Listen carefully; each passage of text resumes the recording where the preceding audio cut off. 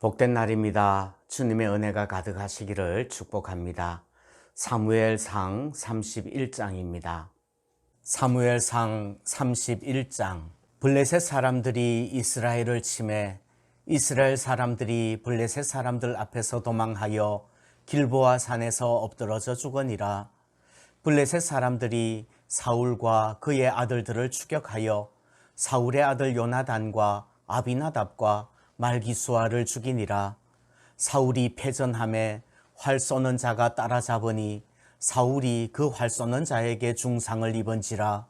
그가 무기를 든 자에게 이르되 네 칼을 빼어 그것으로 나를 찌르라. 할례 받지 않은 자들이 와서 나를 찌르고 모욕할까 두려워하노라 하나 무기를 든 자가 심히 두려워하여 감히 행하지 아니하는지라.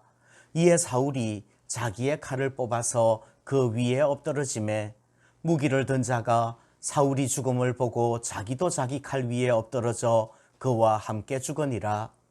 사울과 그의 세 아들과 무기를 든 자와 그의 모든 사람이 다 그날에 함께 죽었더라. 골짜기 저쪽에 있는 이스라엘 사람과 요단 건너쪽에 있는 자들이 이스라엘 사람들이 도망한 것과 사울과 그의 아들들이 죽었음을 보고 성읍들을 버리고 도망하매 블레셋 사람들이 이르러 거기에서 사니라.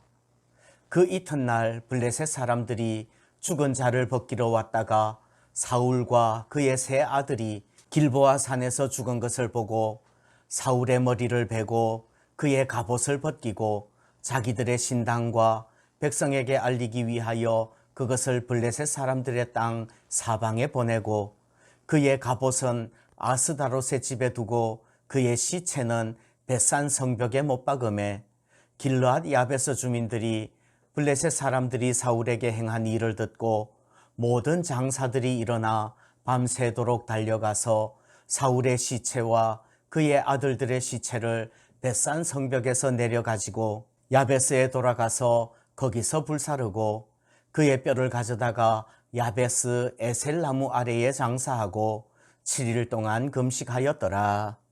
아멘. 오늘은 2021년의 마지막 날이고 또 사무엘상 마지막 장을 읽습니다. 내용이 사울의 죽음으로 역사의 변환이 일어나는 날이기도 합니다.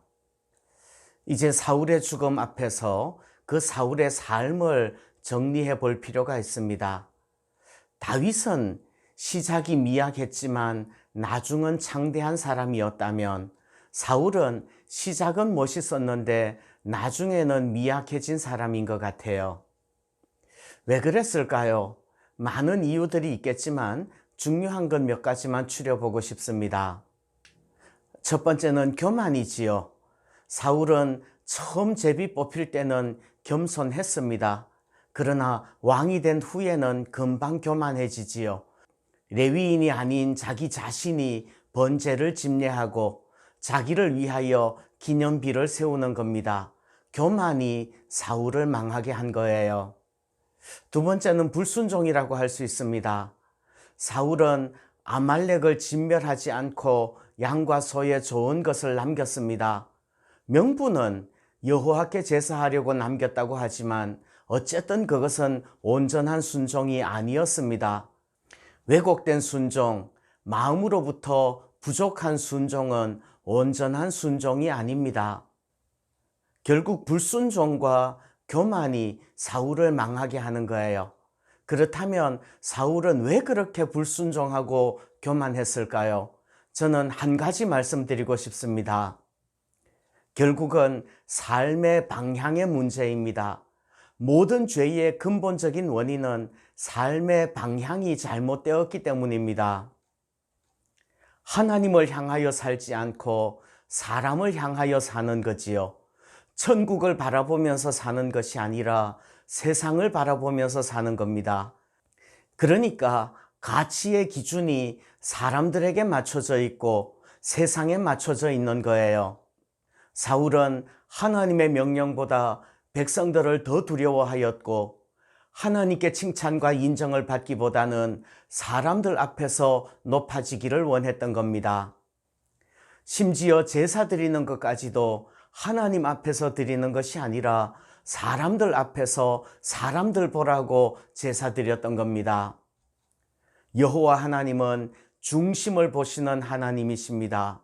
우리의 마음의 방향이, 우리의 삶의 방향이 어디를 향하고 있는지를 보신다는 말이에요. 날마다 하나님을 향해서 우리의 마음의 방향을, 삶의 방향을 맞춰가는 그런 우리가 되기를 소원합니다. 새해 복 많이 받으십시오.